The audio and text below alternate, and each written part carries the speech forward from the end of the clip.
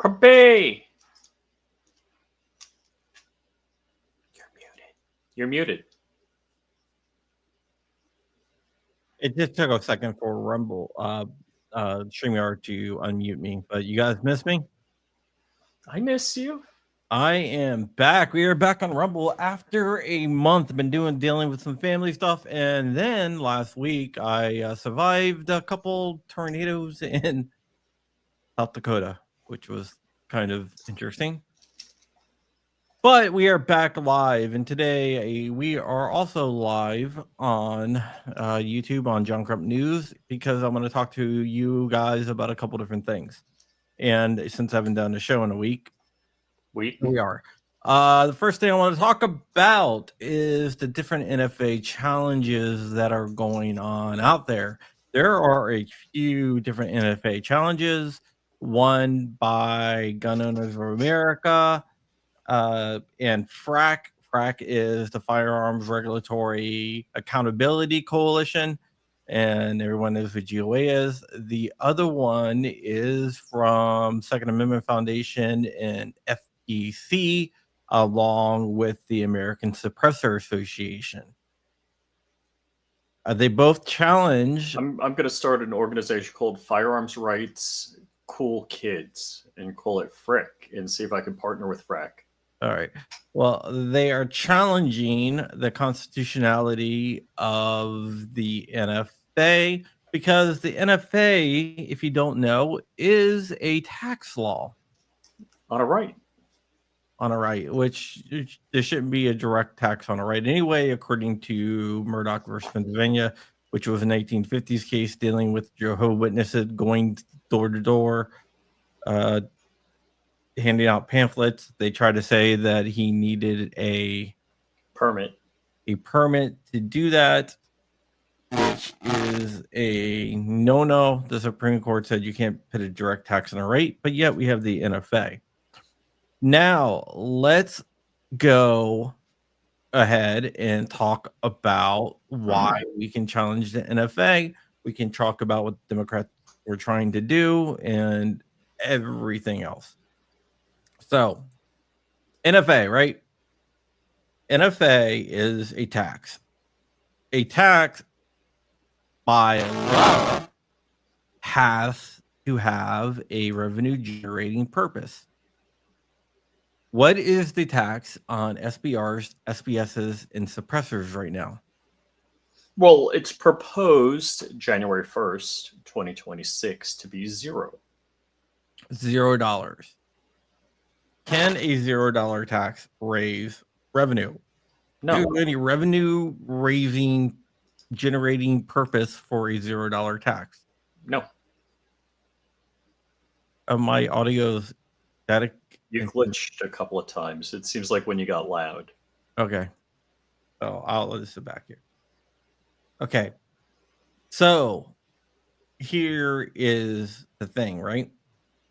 So since there is no revenue generating purpose to the NFA,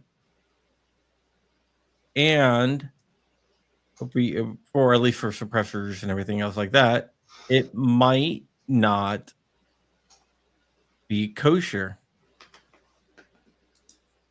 That means that through the court system, we may be able to take down part of the NFA.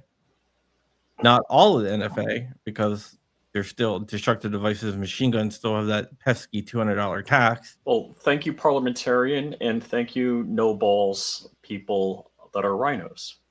Yeah, but because of that, we might be able to whatever. We might be able to get rid of the NFA. Well, I think both sides are going to try as a whole, but I don't know if that's going to work. Now, let's go ahead and let's go ahead and talk about who predicted that there is going to be a challenge and there's going to be a huge challenge. You know who did that? You? No. Well, yeah, but a lot of people did. But Chris Murphy. Chris Murphy is a senator from Connecticut that happens to be a Democrat. during the whole reconciliation process, he Anyway. begged and pleaded for a $1 tax. A $1 tax. Do you know why he begged and pleaded for a $1 tax? Because then it's revenue generating. Then it's revenue generating. He also tried to raise it to $3,709. I thought it was $4,700, but it's something, whatever. Basically, the 2025 adjusted amount of $200. But it didn't go through. Now, here's the thing. This should be an open and shut case.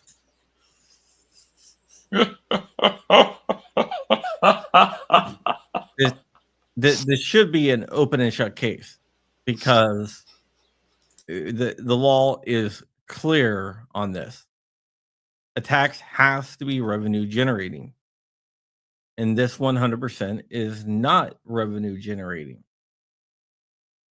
So by law, this should be out of here, right? There should be no question about it. I am worried a little bit because we have seen where anti-gun advocate judges get a hold of a case and they say blah blah blah. Now, being on the offensive on this case, choosing where to file, and I think both sides filed in the correct places, I think that gives us a better chance. If like the Democrats filed, they would probably file in New York. Okay, now we got to talk about a couple elephants in the room. One elephant in the room is no nationwide injunctions, which I said will probably come back and bite us in the ass sometime. And it might. But what will happen is that if they roll for GOA, SAF, FRAC, whoever, if you are a member of any of those organizations and they win, you will be covered because technically you are a named plaintiff. Which is what are the terms for it's de jure and de facto, and I forget which is which when one country recognizes another country. That's kind of a de facto a nationwide injunction because GOA or fill in the blank organization is nationwide. Well, it's nationwide. And then the secondary effect of that is, how do you enforce it? It's because it's kind of like a speeding law, but you can't pull over GOA members. But you don't know who the GOA members are or who the SAF members are. Right. So it's a pseudo nationwide injunction. The pseudo nationwide injunction because there's no way to enforce it because none of the organizations have to turn over the membership rolls to the federal government. So it's basically on the honor system. So basically all you're going to say is, hey, on the honor system, I'm a GOA member or I'm an SAF member. Or if they even ask you, are you a GOA member or SAF member? Remember, we have Fifth Amendment protections. You can just say, plead the fifth. I plead the fifth. I'm not going to answer that. I'm not going to tell you. So if you arrest me, you might be doing a false arrest. Maybe not. But you want to take that chance? It's up to you, Mr. Officer. Because you're going to have to prove that I'm not a member of those organizations, and you're not going to be able to do that. So that's one of the cool things.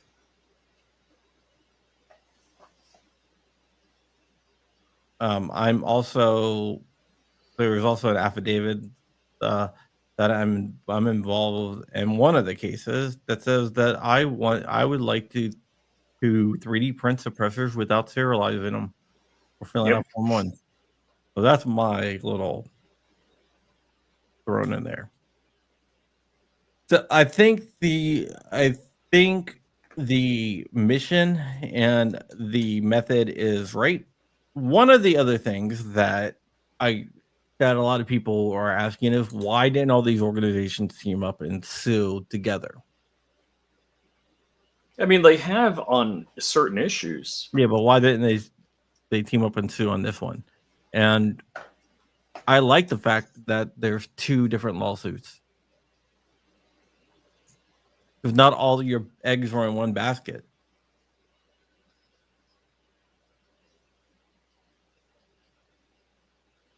So that's a good thing. So you have 2 bites of the apple instead of one. So, and let me just game this a little bit. As a Joe citizen, it's good to be a member of multiple organizations because let's say you're a member of, GOA, SAF, and FRAC. If one wins, you win. If 2 wins, you win. It's a win all the way around. And I'll be hanging out with Jordan this week, but you won't. I will be riding doom buggies and jet skis. Mm-hmm. Neither of which I've done, believe it or not. Really? Yeah. Been doing a little bit of diving. Oh, have we talked about diving? I didn't know you dove. Yeah, I haven't dove in a while, but I haven't dove in a while either. Yeah, I used to other than staying at crappy places in Vegas, that would be a dive. I used to dive a lot, but not anymore. But yeah, so getting back to the NFA thing, right? This is the strategy is multiple lawsuits, you get multiple bites at the apple, and yeah, so it should be pretty cool.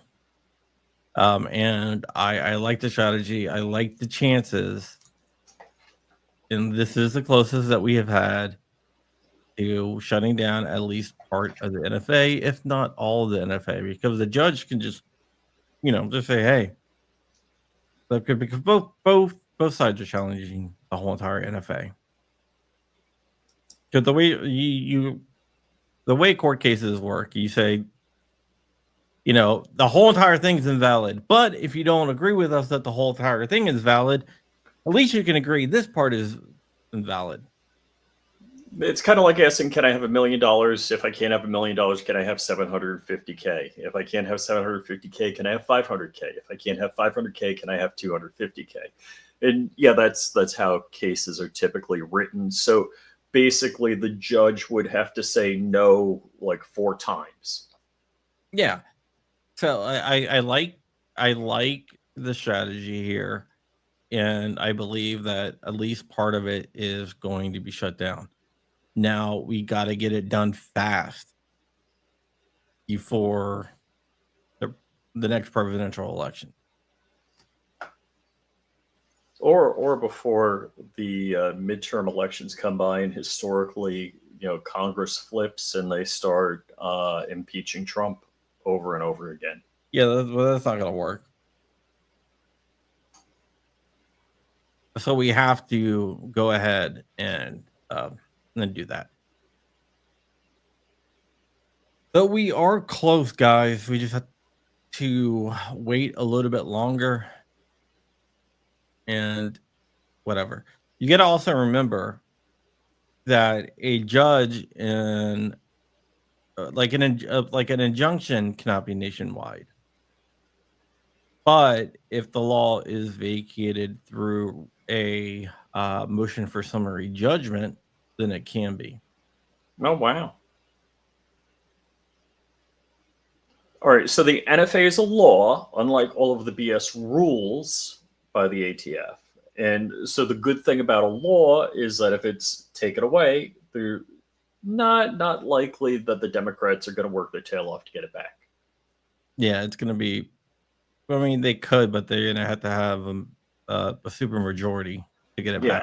Whereas if it's an ATF rule, the next administration can come in and say, "Hey, this is how it's going."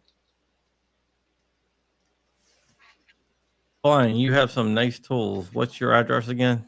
Yeah, that's Frag Out Shop. So you go mess with him in Texas. Yeah, and Polar Nights, I would not mess with anyone in Texas. Usually a bad idea. Or Florida. Unless they're going to have an enhanced trigger, then they're not going to have it. But unless.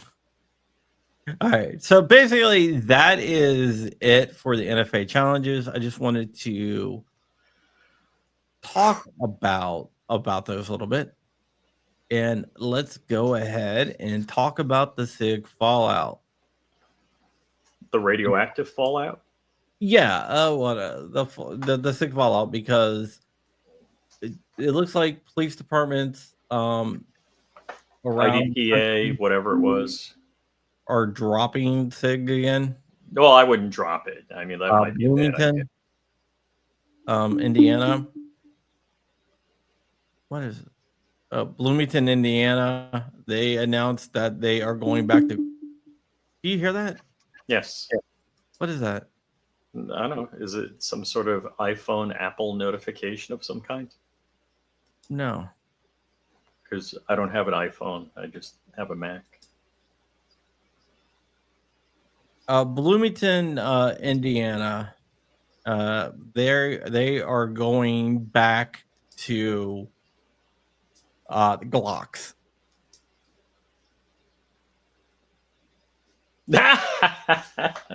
Maybe Hulk Hogan can help you change your battery on your smoke detector. Yeah. So Bloomington, Indiana, going back to Glocks. They're dropping SIGs. There was a SIG request, a reverse of ban on the Washington Training Center, because the Washington Training Center in Washington State banned SIG 320s.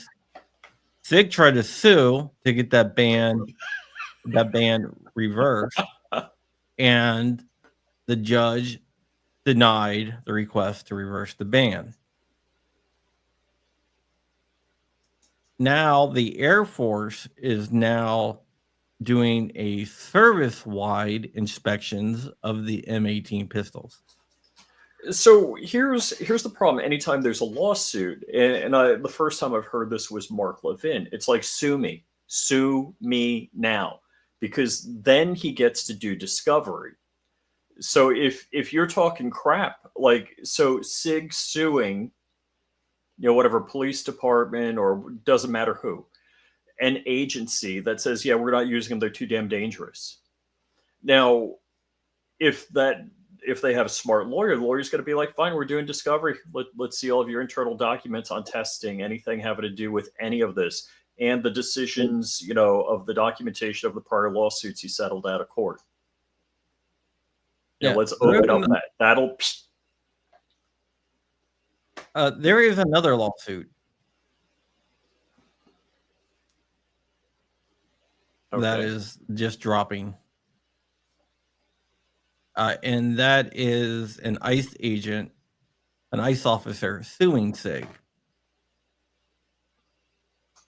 That wasn't the guy with the 10mm Glock, was it? What they claim. No. Yeah, so there was an ICE agent whose gun fired. Who fired accidentally during a training exercise. He's claiming that he did not pull the trigger. SIG is saying that it had to be pulled. So SIG is being sued here. Let me just, I got to just close something down. Sorry, guys. It just seems, what they say in politics is, the cover-up is worse than the crime. And here, it just seems like SIG has been allegedly, do I need to say, lying so long that, they're just going to stick with it. All right. I do want to kind of play devil's advocate here a little bit. So don't get mad at me if you guys don't like SIG, but I'm going to play devil's advocate a little bit. And first thing I want to do is close this. Just give me 1 second here. I have a 365. They talk about a shake awake feature on the 365. I'll be right back, guys. So that could be an issue. I haven't had that issue. Dark has sent me videos where somebody's demonstrating it. I'm going to take my chances on it. The 320. I just think, personally, I'd love to hold up a Glock and show you the Glock FCU and then the SIG FCU.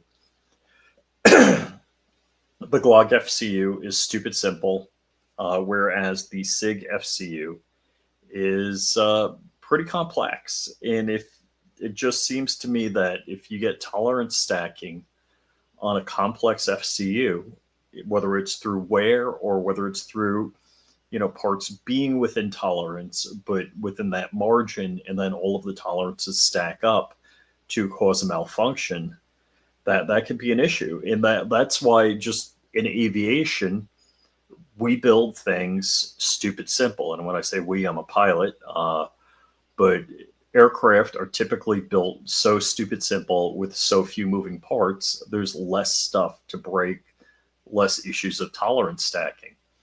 And that's where if you ever saw the 320 FCU, you're like, wow, that's a complex piece of kit. Just looking at the comments here, and yep, yeah. So you guys are Scott Peterson's talking about tolerance stacking. Guy Actual, moving parts. The more parts you have, there's a bunch of issues, especially even if it's just wear, that can come. People have been demonstrating it in videos. So SIG has had a very good reputation for an extremely long period of time. Even the 365 started out with issues, and they, after the initial launch issues, they came back out of that and they built a good product. So I haven't seen the amount of 320 issues with the 365. Yeah, I want to play devil's advocate here for a second. Let me just fix something quick here. Sorry, fixing stuff on the fly. I know. My devil's advocate motion is everyone knows about the Ford Pinto. Oh, sure. And was it NBC that doctored the video? Yeah. So NBC doctored the video, and I'm not saying that's what's happening here. I'm just saying that everyone assumed that the Ford Pinto was bad, but it turned out, and this is not like a conspiracy theory because it was proven that NBC doctored the video. Well, I think they had a flare, and they did something so the tank would puncture and a flare would ignite the fuel and show that a rear end collision, for the dramatic video. So they rigged it. It's not, we're in the AI generation. This is, in the 80s, I assume, early 80s, if I recall. And the issue with the Ford Pinto was the gas tank was behind the rear axle as opposed to in front of the rear axle. And Ford made a conscious financial decision on that because it would have cost more to move the gas tank ahead of the rear axle, which would have got it more protection. Yeah, but the whole thing was that it wasn't as dangerous as it seemed. And Ford actually sued NBC and won. Yeah, NBC has a history. I mean, going back to the 80s of doctoring things.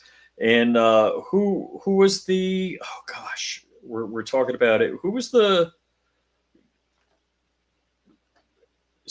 not security guard, but like community watch guy that ended up was it Trayvon Martin? George Zimmerman. So the NBC doctored Zimmerman's 911 call to make it look like he was racist and said it was a black guy, whereas the 911 operator asked him, what did the guy look like? Was he Caucasian? Was he black? Was he this? Was he that? And he said, yeah, he was a black guy. And so they cut it to make it seem like he's a racist.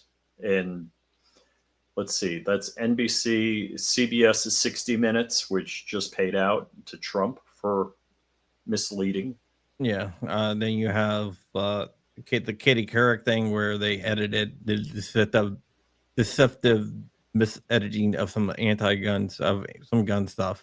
Oh, that's right. Wasn't that the VA? Yeah. Who? VCDL VCDL.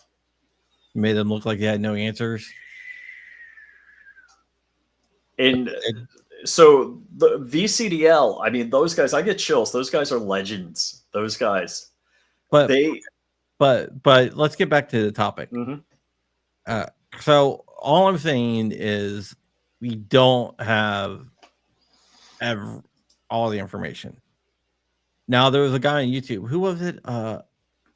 Gunworks, Indiana Gunwork, who did the with the screw. And Yes. Yes. Now I tried that on my P320, and I was able to replicate it. I tried it on my Glocks and a Stoger, a High Point, believe it or not, in Smith and Wesson, and a couple HKs, and also like a dagger, like a 80% arms, and a P80. Mm-hmm. I was not able to get it to do it on anything but the SIG. Now, am I going to say that? What's up, Braden? Now, am I going to say that that is a sign that there's something wrong with it? No, because I don't know enough.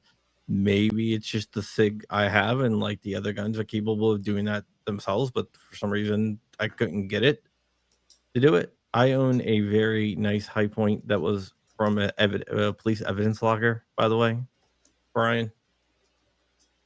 It's painted red with like acrylic paint. It's weird. Oh yeah, that one.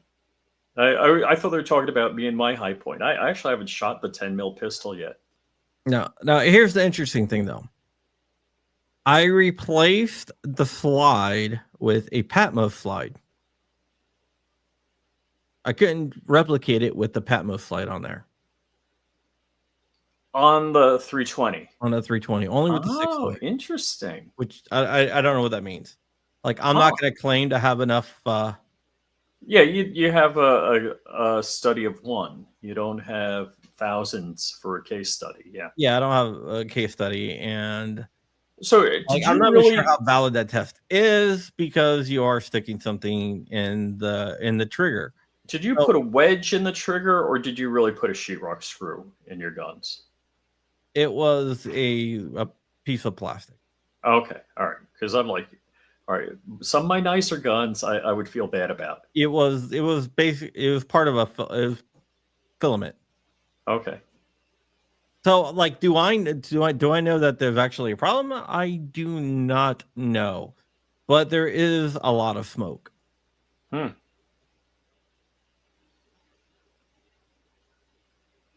There is a lot of smoke, which usually indicates fire. But I don't know. Either way, I think SIG might not be handling this the correct way. Yeah,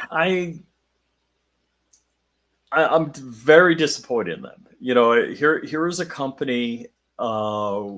You know, when you talk about brand identity, you know, John Crump has a brand identity. Gideon Optics has a brand identity. Everybody, Langley Outdoors has a brand identity. Oh, Langley definitely does.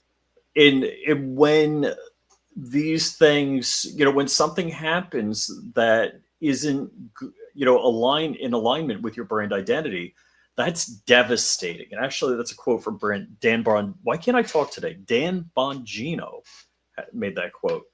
So when you have something that changes your opinion or known opinion of somebody or something, that's a problem. And a couple of things about that. First off, Sig is a premium firearm manufacturer. It's not an Anderson. It's not fill in the blank. And I would be shocked if Kiger by Anderson did this because, well, it's Glock based. So they're doing a lot of damage to their brand on multiple different levels. And I guess the dollar was more important, and just the circumstantial evidence of Sig settling out of court is doing their own pirate software. Stop killing games. You probably have no idea. If you know, you know. Right, Ron? Stop killing games. It's a he used to work for Blizzard, guys. It's always something geeky that you. But okay, let me say this. I think their response isn't for the public. It's not to reassure the public. You think it's stockholders? I think it's government contracts. I think it's 100% government contracts. And I think it's coming from the lawyers, and it's to set up lawsuits in case the government contracts get cut. I mean, that's just a guess, my surmising. Yeah, and here's the whole thing. So Colt 1927 says Hickok did a review and didn't have any issues. But again, unless you have a study size of 1,000 devices and go through it, your personal experience isn't necessarily valid to the group. It's valid for that individual. Yeah. Well, now, would I say, hey, you should carry a SIG? Absolutely not, because there's one. Well, and the question is, like, I've had a 365 and I've used the 365 and I'm happy with it. Would I look to buy another product from SIG? Probably not. Yeah. Yeah, like a sample size of one, even a sample size of 3 is...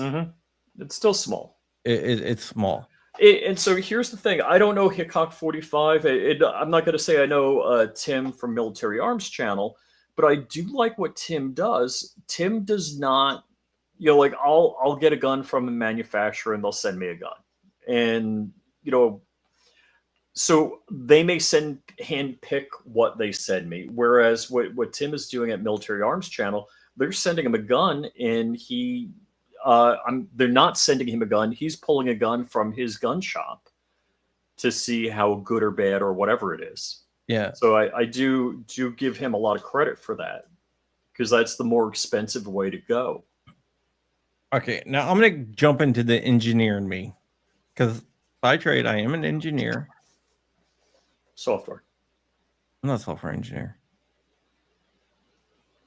Network. One of them, yeah, but I do have a degree in engineering.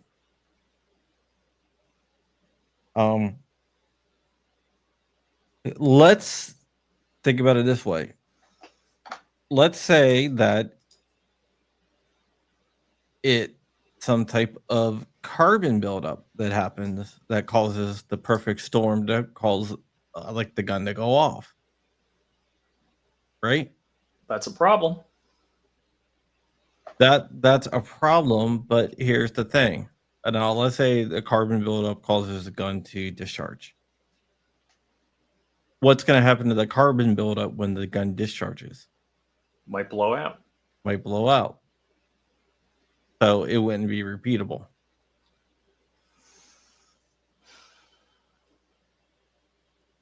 I'm just talking off the cuff here.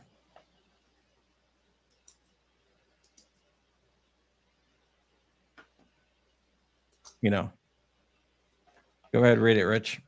And Braden says, Rich just nailed the problem. If all of these videos are based on partial info or incorrect info, That is direct brand damage to incorrect information. I have no dog in the fight. It's a problem. Yeah. And What if speculation is wrong? Yeah, but that 100%, yeah, that could be the case. I think that's the point I'm trying to make. and here's the thing, we don't. When ammo was like stupid expensive, I had a gun I ran like 110 rounds through for a range test I was going to do a video on. And then I had a bunch of failure to extracts. And I'm like, I sent it back. And I'm like, they're like, we'll send you a new one. I'm like, I don't want a new one. I can't afford. I make so little doing these videos. I don't want another gun. I'm not going to do another video. It's not worth the time. Yeah. Okay. Scott Peterson wants to know about the slide. The Patmos slide. I should have brought this up. I forgot to bring this up. Thank you for reminding me. The Patmos slide was a tighter fit than the Sig slide. There was a hell of a lot less play, and if we were on Rumble only, I would show you, but we're not. So yeah, there's a hell of a lot less play in the Patmos slide, and I could not replicate it with the Patmos slide. But another thing I think is happening, I think a lot of people are, I want to say, overconfident in their gun skills. But a lot of us, we have an experience and we're like, oh, that's how it is. Yeah, I mean, I think we need a wide study before you say definitively. Yes. Would I carry one right now? I would not. There's so many other good options. I would not carry one. Am I going to say there's definitely something wrong with it? I'm not going to say there's definitely something wrong with it. Once the Air Force report comes out and the FBI report gets released totally, I think that's going to shed a lot of light on it, because they're going, the Army, because the Army is taking part in the Air Force one. I think there's going to be a lot more evidence, because they're going to put it through its workings. And you got to remember, what is one factor that you can add to any experience to any experiment to F it up? Well, either a small sample size or just randomness. Humans. So you got to put it in some type of machine.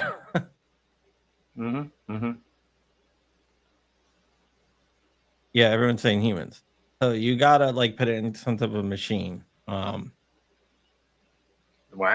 I missed that one. Everybody except me. Well, here's the thing. I did an experiment one time where I took an oil that's supposed to improve accuracy, and I had a bunch of people fire a gun. It was like, okay, we're going to put this accuracy oil on there, fire it again. And everyone was like, wow, look how, everyone shot better with it. And then I took a mechanical stand that had no human interaction. The triggers pulled and everything via hydraulics. And you know what that showed? No difference. No difference. But everyone that shot it with accuracy oil, it was better.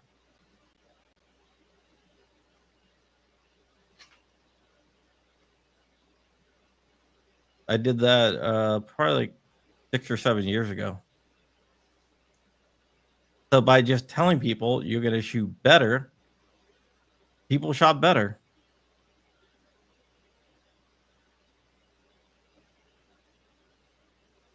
So yep.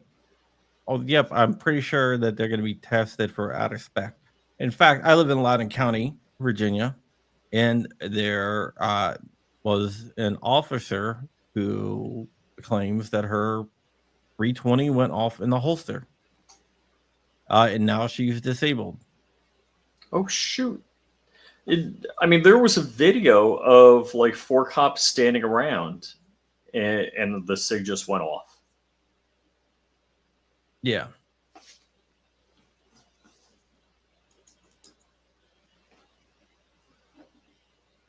It was an actual product called Accuracy Oil. Look it up. The dude was pissed when I said, he was like, "Did you use humans?" I was like, "Yeah," but then I also used a machine, and he was not happy. He was like, "But you removed the humans." I'm like, "Yes, I did." That's called testing. Yeah. That is to get actual results. But, I don't know. But all I'm saying is that I do not feel comfortable carrying my 320 right now. Yeah, I wouldn't. But I cannot say 100% definitely that there's an issue with it. Right. But again, there are so many good options out there. Why would you go for that? Yeah. In that price range, if you're looking, and again, there's 10mm 320s, right? Is there? I think so. I think there is.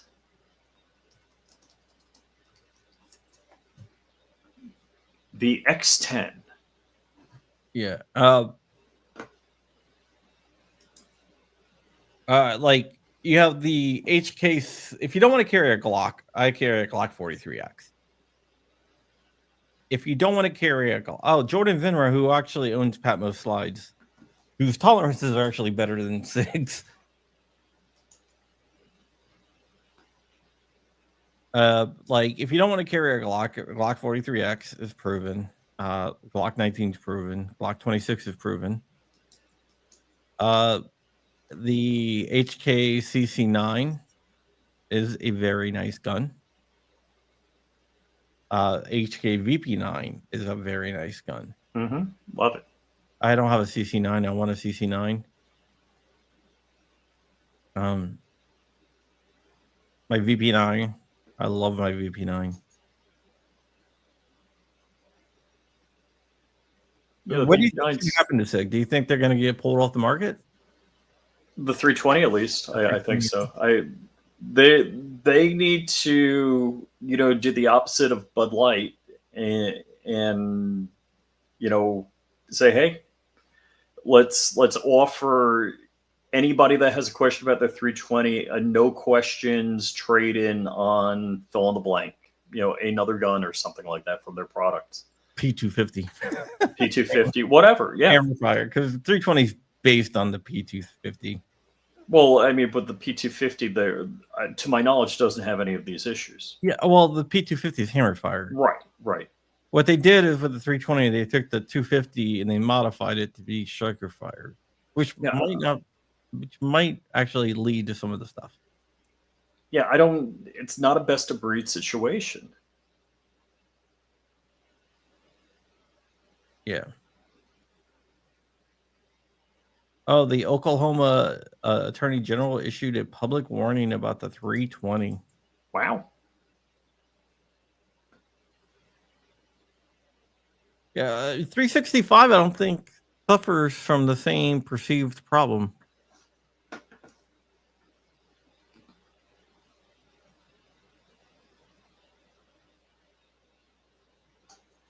But there's people out there that are on both sides of the issue, where they either are convinced that they're 100% convinced, and no question, you cannot deny that there's a problem. And then you have other people that are 100%, you cannot deny that there's not a problem.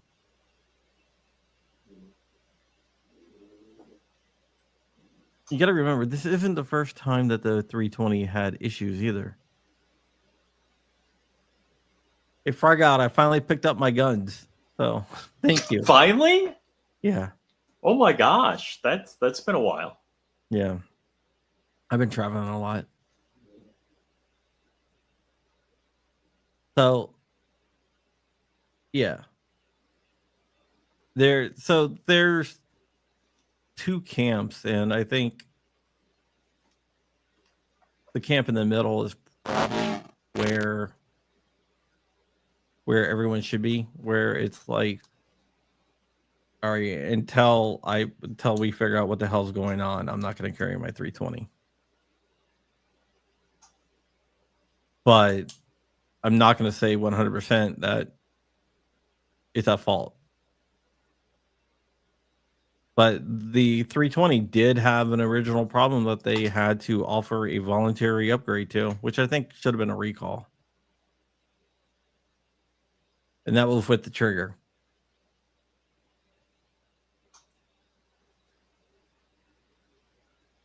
I don't know. The 320 is a cursed gun.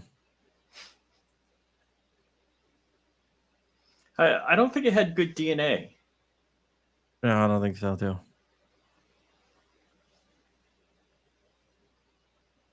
Yeah.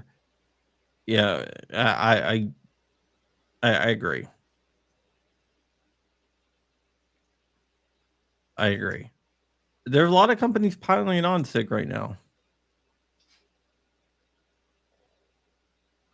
I think the best was Kyle Wade at Anderson when he did the week. I think Monday they dropped It Ends Today, and then Kyle did It Begins Today because there was a sale at Anderson. Like there was a weekend sale at Anderson. And Yeah. of course, my buddies at Fat Tack, they came out with a T-shirt that said "It NDs today." Yeah. That was like actually one of the titles of one of my videos like back in the day, so I think I'm gonna sue him for copyright infringement. I'm joking. Yeah, so wow, Barton Fink. Stole it from the wrong factory. One of the things I do think like kind of like did something really negative to SIG is when they changed their manual to a warning that To Israeli carry. yeah. What's up, Dark? What's up, fellas? How's it Homeboy, going? how are the new brakes? I can't get them to work. I don't know what's going on. Oh, hold on. Dang it. I knew this was going to be an issue. Hold, please. Okay, I'm going to change lanes now. Good luck, everybody else. Okay, sorry. So, a couple things. Oh, man. It's such a difficult place to start, but let's just start at something that won't get anyone sued for slander, libel, or torturous interference. I'll say this. If any gun out there at all, oh, you still got me? Mm-hmm. Yeah. If any gun out there at all in the entire industry started to have these allegations, float around the industry between civilians, law enforcement, military, whatever, and to the tune of 120 people that were reportedly having these issues. I'm not saying they're all concrete because there are humans involved, right? There are people that lie. There are people that, are trying to take advantage, whatever. I don't think they're all concrete. I think no one is claiming that every single one of them is concrete. Yeah, yeah. And I think it's also intellectually dishonest to ignore this and say that, oh, there's no way there's an issue because wood screws or because whatever, right? I think it makes sense to say, yeah, and sorry, I'm not in the studio and I'm in my car, but it makes sense to say, you know what? Because there are now more than 120 people that are reportedly have experienced a catastrophic mechanical failure resulting in a discharge, because I refuse to call it a UD. That's dumb.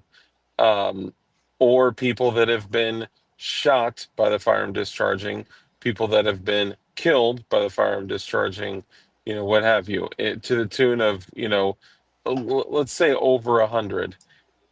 I Thanks, think Tim. it's pretty wise to say, you know what, the consequences, if this does hold if there's any truth to it at all, the consequences are not worth.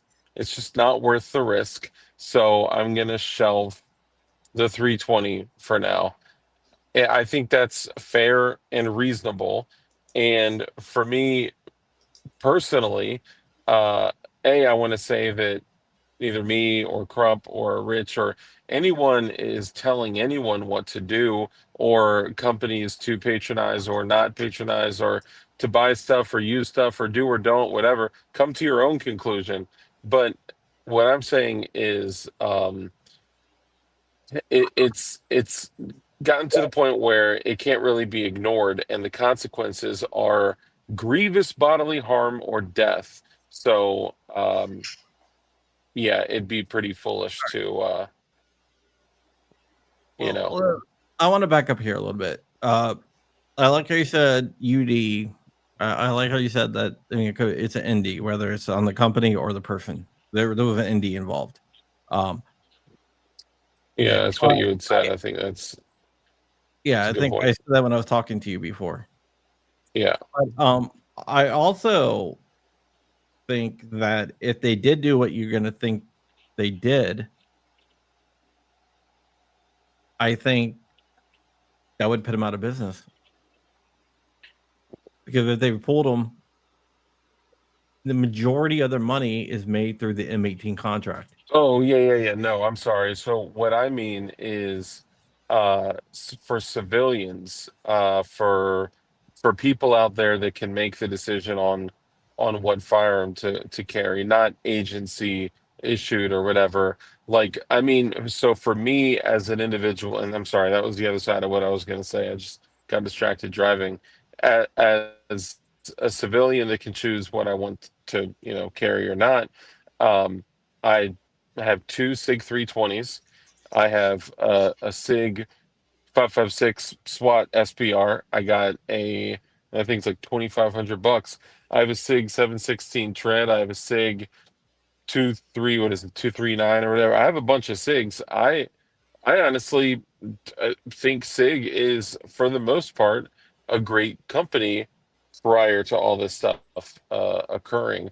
Um, so, I mean, the individual, I think it's a reasonable thing for the individual to say, you know what, I'm not going to carry my SIG 320 because there's a possibility that I could murder somebody or myself. Yeah, I mean, it's going to be up to you. It's going to be up to the individual, though. Yeah. I mean, if you're convinced that there's not an issue, then there's that. If you're convinced that there's an issue, there's that. Yeah, just make your own decision. I'm just saying that I understand why people are, why some people are making that decision, because it makes sense. It's like the same example that I'd given when we were talking about this on my channel, which is DLD After Dark. Go check it out.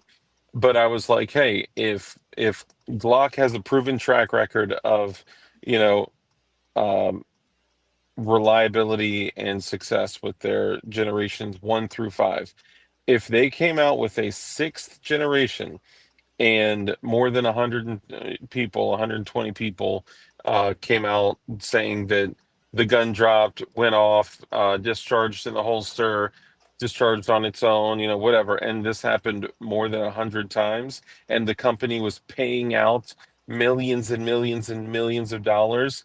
Interestingly enough, right before it went to Discovery, yeah, I'd be like, you know what? I'm probably not going to carry a Gen 6 Glock. I'm probably going to go to something that is proven, because the consequence is so great, it's just not worth it. All right. So Scott says Sig should know what the issue is.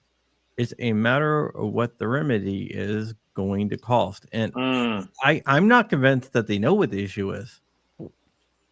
I think they know exactly what it is. If my simple, smooth brain behind can identify the issue, I know they can. The issue is the fact that they have a massive, fully cocked striker spring that's a cylindrical 22 layer spring that 22 has windings.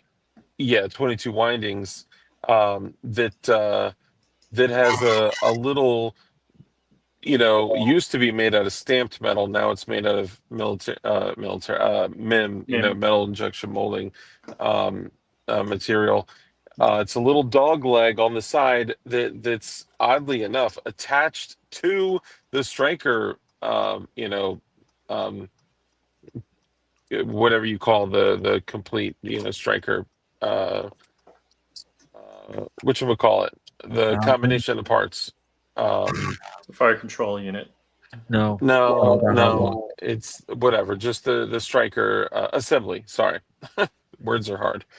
So that's on a little 2-coil butterfly spring that has to catch up with this fully cocked cylindrical striker spring. Like that's 99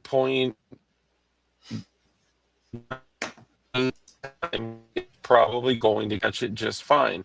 But then you have the possibility of tolerance issues, tolerance stacking with other parts. You have wear and tear, you have damage or impact or whatever. You have carbon fouling, you have all of these things that could potentially change the inner workings of the firearm.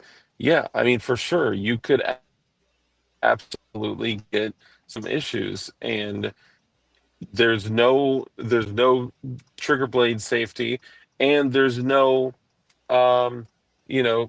large piece of cylindrical steel blocking the striker like there is on most of the other popular firearms out there that are striker fired. So it's because it looks like someone took the hammer fire design and said, man, sure would be great if this could qualify for the modular striker fired polymer handgun contract for the military.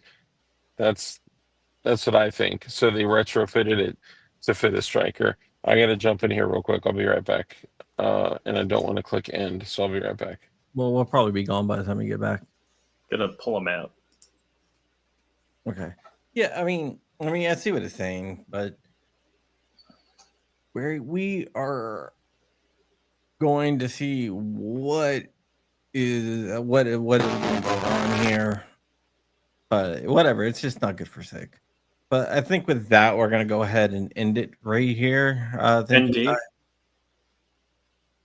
Thank you guys for joining in, and we're gonna get out of here.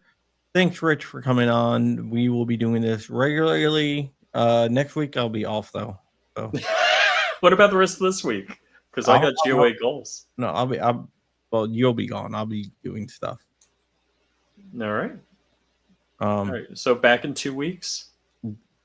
Back in 2 weeks. If you don't know, my wife had surgery, so I will.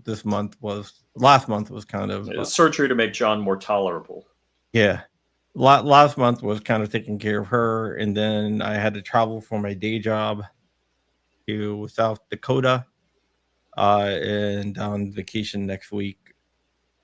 So, but we're back, and we're loving it like McDonald's, I guess. And I'll see you guys later.